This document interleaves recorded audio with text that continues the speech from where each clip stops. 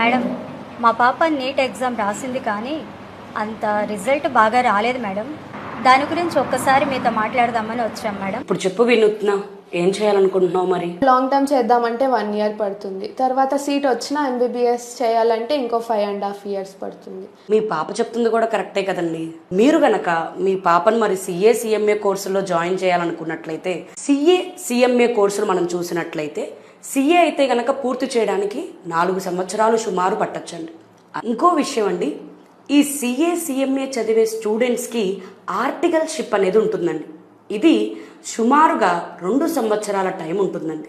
Chartered accountant are cost accountant కానీ ఉద్యోగం కోల్పోయినట్టు మనం విన్నామా?